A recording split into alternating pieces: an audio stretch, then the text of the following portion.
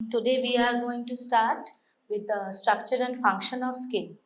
A very basic details so that you, for the further classes, you can uh, be well groomed about it.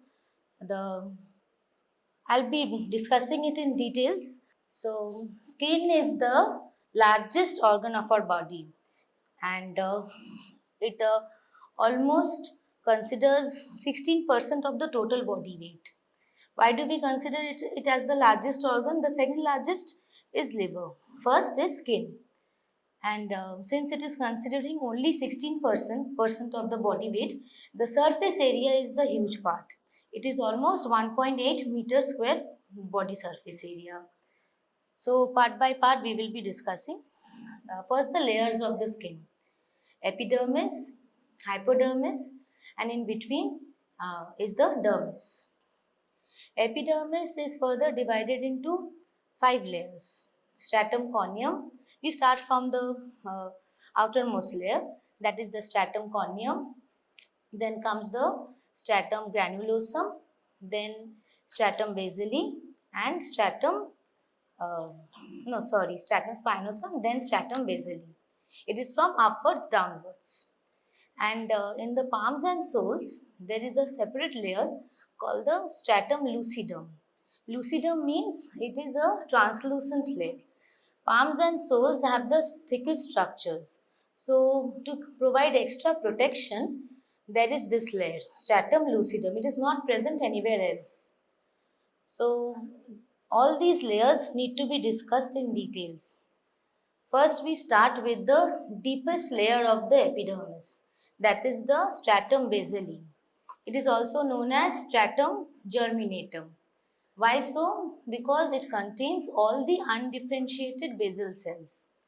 Over here, there is the most important part, melanin containing melanosomes. Further, these cells are cuboidal and columnar epithelium cells. They keep germinating and form the stratum spinous layer. Stratum spinous layer also known as prickle cells. Prickle cells, why? Because they have spine-like projections. Desmosomes connect each keratinocytes with each other. Desmosomes are basically connecting all the uh, keratin containing keratinocytes. Keratinocytes are also known as skin cells. So, the broad structure skin having skin cells known as keratinocytes. Now we come to the granulosum, stratum granulosum. This is also known as the granular layer. Why granular layer? Because it is containing all the keratohyalin granules. Now keratohyalin granules have many immunological functions, and they are flattened cells. They are not having nucleus or any cytoplasm, and further differentiating into the stratum corneum layer. Stratum corneum is the outermost layer of the epidermis. These are also known as the horny layer of the skin. It has non-nucleated, no cytoplasm, no cytoplasmic cells, no organelles.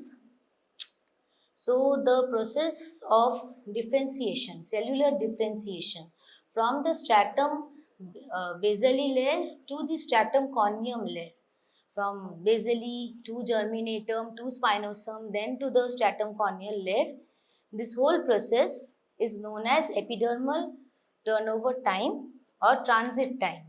This comes as a short note, and the average duration of this period is 52 to 75 days. This may come as a short nose, epidermal turnover time. So this whole process has to be explained that time, in very shortly. You may get a question, epidermal turnover time or transit time. Next we come to the main function of epidermis is cornification, also known as cellular differentiation that leads to the formation of the outermost dead layer of the skin. Now we come to dermis. Dermis has 2 layers, papillary dermis and reticular dermis. All the connective tissue blood vessels are present over here. and it basically, the main function of dermis is providing structural support. Hmm. In between the epidermis and the dermis, there is the very important basement membrane zone, also known as the dermoepidermal junction.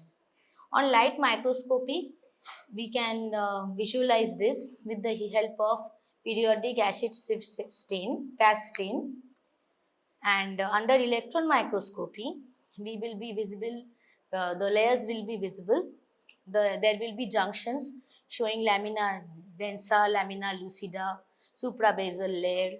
There will be anchoring fibrils which contains the main structural support, and it contains type 7 collagen, the dermoepidermal junction. So the epidermis, then the dermoepidermal junction, then the dermis. Next comes the subcutis. Subcutis is nothing but loose connective tissue with the pad of fat. This pad of fat varies in thickness. Maximum is seen in 0.3 centimeter in the abdomen. This is the basic structure.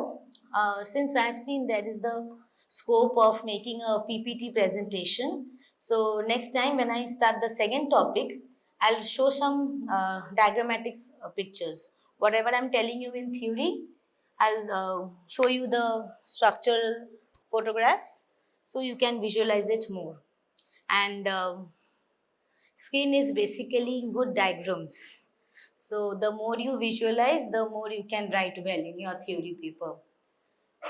Right now in undergraduate level, I think with the medicine paper, you will be getting 10 marks or 20 marks question in dermatology. Am I right? 10 or 20? Anybody knows? 10? 10, okay. So perhaps you can get a long question or you can get two short notes. Okay. Another very important short note you should all know, that is the epidermal melanin unit.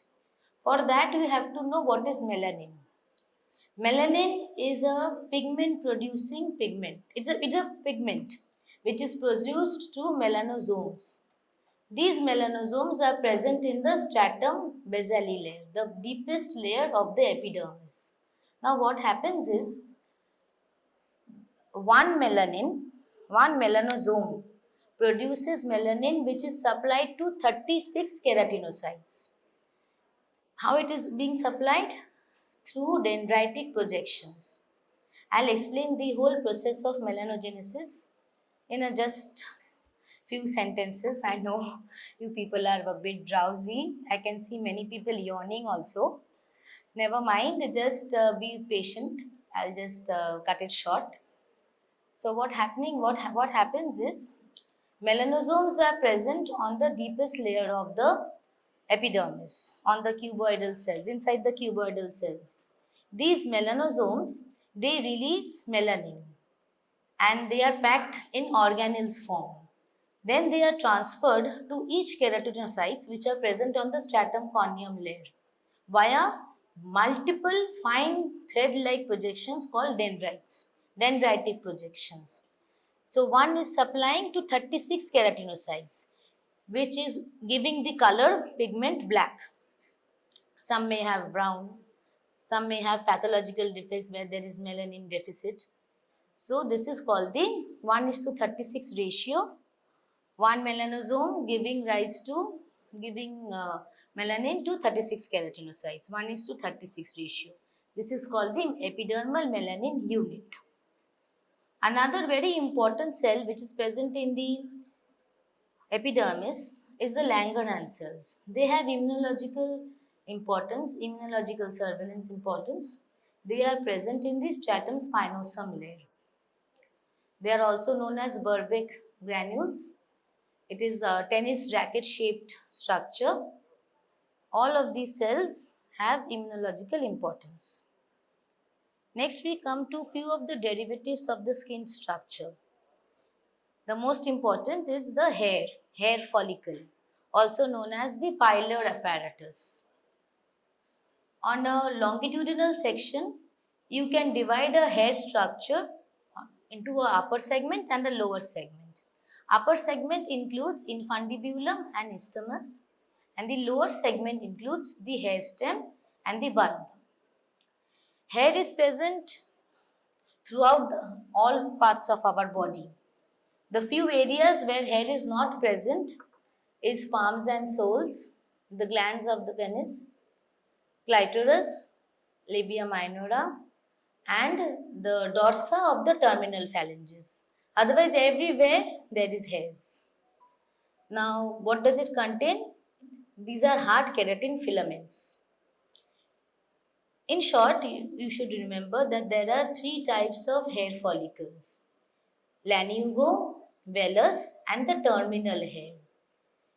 First is lanugo. The fetus is covered with lanugo. These are fine, soft textured, lightly pigmented hair follicles. What is the meaning of lanugo? It is a Latin term which means wool. The second type of hair is vellus hair. Vellus hair is present all over the body. These are also lightly pigmented and they provide extra sensation, thermoregulation, but they are not as coarse and deeply pigmented as terminal hairs. Terminal hairs are mainly present on the scalp, axilla, beard region, eyelashes, eyebrows, upper chest of male, of a male, and also the pubic region. So these are the broadly divided types of hair. Now we come to another important structure, that is nail, the nail apparatus. It is two types of things you have to remember. Two important things about nail, that is the structure and the diagram. Next day I'll show you the pictorial presentation and you'll get an overview of how it is. So basically, we always neglect this topic, I understand, but still for your knowledge, I'm telling you in short. That is, nail is formed of dense keratin material. Keratin is very, very dense in the nail structure. The overall thickness is also 0.3 to 0.5 millimeter. The fingernails grow about 0.1 millimeter per day, and the toenails grow a bit slowly. There are 6 main parts of a nail: the nail plate, the nail bed, nail matrix, cuticle, hyponychium, and the nail folds. Now, if you look at your own nail, you can see there is the half moon shaped white color crescent structure, that is the lunula, Lunula, lunula. That is a part of the nail matrix, the only part of the nail matrix that is visible. Now, between the proximal nail fold and the nail bed, there is a narrow band of epidermis, that is the junction where the nail starts and where the nail ends. Okay, the junction, that is called the cuticle. And the skin just below the tip of the nail is known as hyponychium. Hyponychium. Okay, the nail folds, the 2 lateral nail folds and 1 proximal nail fold. What is the basic function of nail? Grasping, protection. Okay, so overall, the functions of the skin you should remember. The first point is conification. Now, what is conification? This is cellular differentiation that is leading to formation of undifferentiated basal cells to terminally differentiated dead outer layer skin, that is the coniocytes. Conification, shedding of the skin. Second is protective function. Protective in the sense, any kind of physical injury, mechanical, thermal, or abstinence from noxious agents, the skin gives a barrier function, the protective function. Next is, skin also acts as an excretory organ, sweat. Another function is the sensory organ. When we feel cold, we feel hot, it is always sensed first by our skin. Another very important role of skin is vitamin D, that is cholecalciferol, vitamin D synthesis. We should also remember that skin is the first organ that provides dehydration. How it reduces the loss of moisture. It also helps in temperature regulation, thermoregulation. So these are the basic functions of skin. And yes, there is also immunological surveillance. It also gives protection against the harmful effects of radiation, of UV radiation. And it also acts as an expression of mind, such as flushing, blushing. It also has social, cosmetic, and sexual associations. So, all these 11 points are very important functions of the skin. You need to elaborate them. It can come as a long question, functions of skin. So, all these 11 points have to be remembered. Cornification, it acts as an excretory organ, it acts as a sensory organ, it helps in thermoregulation, helps in vitamin D, cholecalciferol synthesis, acts as an expression of mind, that is flushing and blushing.